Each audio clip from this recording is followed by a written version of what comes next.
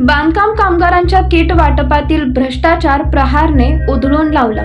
सोलापूर शहर आणि जिल्ह्यातील बांधकाम कामगारांना कामगार आयुक्त कार्यालयामार्फत घरगुती साहित्याचे किट वाटप सुरू आहे। सोलापूर शहराजवळ असलेल्या मुळेगाव रोडवर एका गोडाऊनमध्ये बांधकाम कामगारांना घरगुती साहित्याचे किट वाटप सुरू आहे। हे किट वाटप करताना कामगारांना टोकन वाटप करून पैसे उकळले जात असल्याने मोठा गोंधळ निर्माण झाला होता।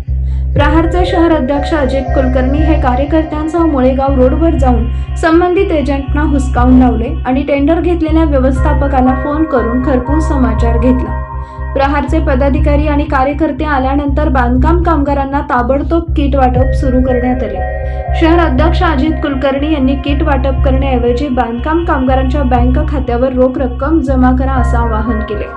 भ्रष्टाचारास पाठबळ देणाऱ्या कामगार आयुक्तांच्या कार्यालयासमोर मोठे जन आंदोलन करण्याचा इशारा दिलाय। बांधकाम कामगारांच्या गृहोपयोगी वस्तूंच केंद्र आहे, मोठी गर्दी जमा झालेली आहे। काही वेळापूर्वी गोंधळ देखील झाला। काय नेमकं सिच्युएशन आणि काय परिस्थिती आहे? काही दिवसापूर्वी कामगार आयुक्तांना मी गायकवाड साहेबांना जाऊन भेटलो होतो। संबंधित इतर जे लोक लांब लांबून तालुक्यावरून करमाळा तालुका असेल, मंगळवेढा तालुका असेल, सांगोला असेल, आजूबाजूच्या तालुक्याचे 2-2, 3-3 दिवस, आता माड्याचा एक व्यक्ती होता 8 दिवसापासून तो म्हणजे एरझाऱ्या मारत आहे, त्याचे हेलपाटे होत आहेत। तरी त्यांना म्हणजे इथं जे काही वाटप जे काही टेंडर दिलेलं आहे त्या लोकांना, जे लोक टेंडर दिले त्यांनी 1000, 1500 प्रत्येकी टोकन देतात। टोकन देऊन ते पैसे घेतात शासनाकडनं। यांना शून्य पैशात म्हणजे माफक दरात किंवा काही पैसे न घेता यांना भांडे वाटप, जे गृहोपयोगी वस्तू जे आहेत भांडे वाटप ते करण्यात आलेलं आहे। पण असं नसताना याच्यामध्ये कामगार आयुक्तांचा सुद्धा म्हणजे काहीतरी थोडासा वाटा आहे असं मला या संदर्भात सांगायचं आहे। जेणेकरून इथं ज्यांना टेंडर दिलेलं आहे, आता आपण माझ्या मागं गर्दी पाहू शकता, सकाळपासून ताटकळत लोक बसलेले होते। आता येऊन मी कामगार आयुक्तांना फोन केला, संबंधित व्यक्तीला टेंडरवाल्यांना त्यांनी फोन लावल्यानंतर हे कामकाज त्यांनी चालू केलेलं आहे।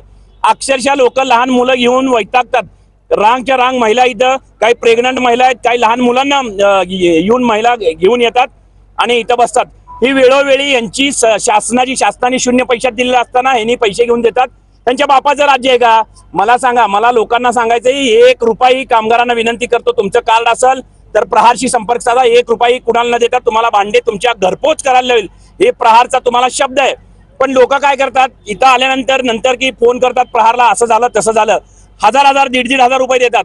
मग शून्य पैशात जर द्यायचे असतील भांडे, शासनाची जर स्कीम असेल तर याच्यात कामगार आयुक्तांचा सुद्धा हात आहे, तिथल्या टेंडर लोकांचा सुद्धा हात आहे। मला सांगा, एका किट मागा 1000 रुपये म्हणजे दिवसातून यांनी 2-2, 3-3 हजार म्हणजे जवळजवळ 10-10, 15-15 लाखाचा गपला, करोडोचं ह्याच्यामध्ये टेंडर गेलेलं आहे। यामध्ये कुणाचा म्हणजे कुणाला दोषी धरायचं हा प्रश्न सामान्य नागरिकांना, बांधकाम कामगारांना पडलेला आहे। तर यात जर यांनी 8 दिवसाच्या आत त्या तालुक्यात, आणि मी तर म्हणतो की शासनाने डायरेक्ट कामगारांच्या खात्यावर इथं जे रेट भांडे देत आहे तर त्यांच्या खात्यावर पैसे जमा करा तुम्ही, त्यांना इथे यायची गरज नाही। तर या माध्यमातून, प्रहारच्या माध्यमातून मी आपल्याला विनंती करतो, अन्यथा 8 दिवसानंतर आक्रमक आंदोलन केल्याशिवाय आम्ही राहणार नाही। धन्यवाद।